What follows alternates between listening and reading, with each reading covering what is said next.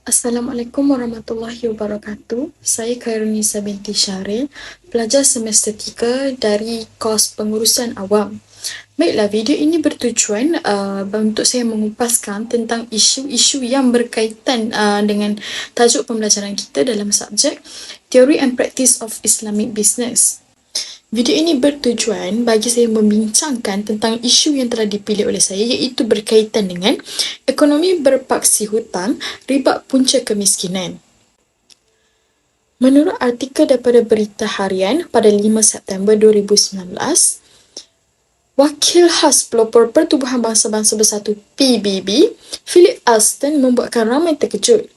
Beliau telah mengisytiharkan kaedah yang digunakan oleh Malaysia dalam menentukan kadar kemiskinan di Malaysia tidak sesuai dan tidak memberikan gambaran yang sebenar tentang keadaan kemiskinan di negara kita.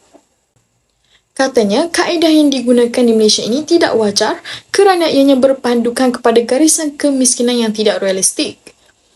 Akibat penggunaan kaedah tersebut, kadar kemiskinan di Malaysia hanya 0.4% dan dengan itu memberikan gambaran bahawa Malaysia seolah-olah telah berjaya dalam menghapuskan terus masalah kemiskinan. Sedangkan negara Eropah, Jepun dan juga Amerika Syarikat masih terbelenggu dalam masalah itu. Kata beliau lagi, punca sebenar masalah yang berlaku di Malaysia ini adalah disebabkan kerana sistem ekonomi dan kewangan kita yang bertunjangkan kepada industri hutang dan juga amalan riba. Amalan sistem perbankan negara sama dengan sistem perbankan di negara barat, iaitu bank akan sentiasa mencipta wang baharu apabila memberikan hutang kepada pelanggan. Contohnya mengenakan interest, bunga dalam perkhidmatan yang telah disediakan dalam bank. Philip Alston juga telah menyatakan bahawa kebanyakan pihak yang terlibat dalam gejala hutang dan juga amalan riba ini adalah institusi perbankan. Institusi perbankan sebenarnya tidak memerlukan kepada deposit daripada mana-mana pihak untuk ia memberikan hutang kepada pelanggannya. Namun, hutang yang diberikan itu akan direkodkan sebagai deposit di dalam akaun peminjam untuk menunjukkan situasi seolah-olah deposit itu adalah tinggi dan bahawa deposit inilah menjadi sumber dana untuk ia memberikan hutang. Perkara ini turut disahkan oleh The Bank of England dalam satu penerbitannya, iaitu The Bank of England Quarterly Bulletin pada 2014. Perkara ini juga boleh disahkan dengan melihat rekod perakaunan bank setiap kali peminjam atau pembiayaan diberikan.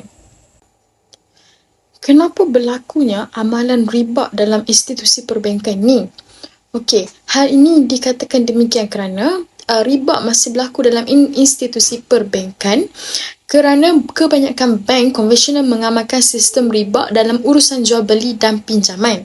Sistem riba ini membolehkan bank untuk memperoleh keuntungan yang lebih besar daripada jumlah yang dipinjamkan kepada pelanggan. Dan oleh itu, bank akan mengenakan charge tambahan yang dikenali sebagai faedah atau interest kepada pelanggan yang meminjam wang daripada sesebuah institusi perbankan tersebut. Namun demikian, masih terdapat juga institusi perbankan yang mengamalkan sistem perbankan Islam ataupun perbankan syariah. Sistem perbankan Islam ini tidak mengamalkan sistem riba dalam urusan jual beli dan pinjaman. Sebaliknya, sistem perbankan Islam juga mengamalkan prinsip mudarabah, musyarakah, murabahah, ijarah dan khad al-hasan. Prinsip-prinsip ini membolehkan bank untuk memperoleh keuntungan daripada urusan jual beli dan pinjaman tanpa melibatkan unsur rasuah dalam sesebuah perkhidmatan mereka. Dari segi hukum syarak, perbuatan amalan riba ini adalah haram. Selain daripada itu, ianya juga memberikan kesan yang sangat buruk kepada politik, sosial dan juga ekonomi. Baiklah, dalam konteks ekonomi, sistem riba boleh menyebabkan kemelesetan ekonomi negara dan memberikan kesan kepada kos sara hidup masyarakat. Selain itu, sistem riba juga boleh mengakibatkan permusuhan antara peribadi dan mengurangkan semangat dalam bekerjasama atau saling tolong-menolong sesama manusia.